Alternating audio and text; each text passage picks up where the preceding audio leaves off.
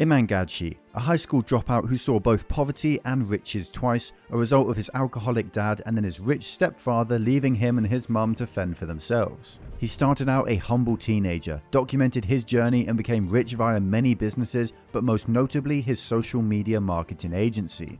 He continued documenting his journey during his rise and eventually started an e-learning company centered around SMMA. He branched out, created a gentleman's NFT collection and invested in watches. That's where most videos on Iman end. He's a humble entrepreneur and he's legit. But recently, people are starting to question whether that's actually the truth. There is a top secret undeclared war that is going on behind the scenes. If you know Iman, you'll know he has views on masculinity, religion and money that align with none other than Andrew Tate. Many times he's been referred to as a Tate clone or wannabe Tate when narrating his views on these topics. You'll also notice that Digital Renaissance was a superbly marketed series of videos Iman curated over many months, covering his ideas on what he calls puppet masters, as well as money, time and freedom. If he had left it there, we would have ended on a positive note, but of course, the man hours, the money that went into creating Netflix quality videos isn't done out of kindness, rather, it's done out of profit. Empirical knowledge is by learning from people that have already walked the path that you want to walk. And this knowledge is available inside of Agency Navigator, and inside of it, nothing's free in life. There's always gains to be made, whether that's in your reputation or monetary of some sort, and it's clear the Digital Renaissance was a funnel from the get-go to Iman's courses, priced extortionately high for $3,000 at one point. Do I think this is sleazy sales tactics? 100%, but does it make him a scammer? Well, no. This isn't the worst of it though. He's been caught deleting these very same Digital Renaissance videos, then supporting the narrative that the puppet masters were to blame. He was caught in the act, and this has left an enormous stain on his clean reputation. Now, many videos, including the one made by Igor, are calling Iman a fake guru and lying on top of using this Digital Renaissance as a funnel to generate income, and this has definitely contributed to this breakdown in trust.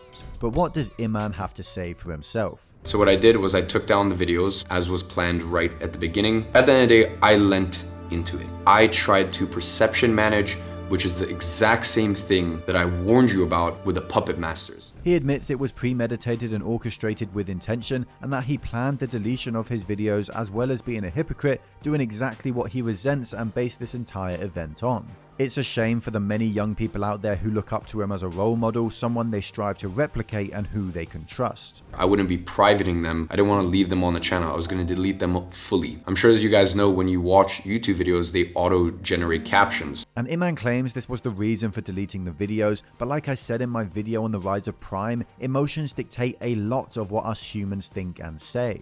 With Prime arguably being out of stock meant there was a scarcity mindset. People wanted it more and they valued it more. The same principle applies to the deletion of the series. It purports this idea that there really are puppet masters censoring YouTubers and shadow banning them. Yes, this does occur, but at the time, Iman's videos had garnered hundreds of thousands, if not millions of views covering this conspiracy. So if they wanted to get rid of him, why not do it immediately? This anonymous friend he refers to could just be a cover-up, another lie that allows him to control the narrative, but he does apologize for leaning into that narrative, and that should count for something. Or they'll say things like, Iman's $3,000 program. Can you show me where my program's ever been $3,000? And you can look at the sales page, we don't say formally 3,000, nowhere do I say. Many of these videos do take the exposing Iman angle a little bit too far and do exactly what Iman did. Lean into a narrative that everyone wants to believe, something that will garner clicks and attention. But the goal with this channel is to give a balanced, nuanced view on things. It's clear Iman does give back, firstly to his community in the form of 20 people winning $5,000 each, but also the schools he is continuing to set up and build in Nepal. I don't think any human is perfect, and yes, money will always be a driving factor for a businessman, especially the new money generation like Iman Gadzhi, but should a few mistakes really justify cancelling a creator? And are certain views on controversial topics or common marketing tactics even mistakes? If they are, we should acknowledge that someone's views or sales tactics don't invalidate their previous successes, and as consumers of content that is entirely free, we ought to be aware that we are paying with our attention. Many millionaires have controversial pasts, like Logan Paul, who was cancelled for filming a particular scene in Japan and yet somehow still managed to turn Prime into a worldwide success overnight, not without its controversies of course, which we covered in this video here.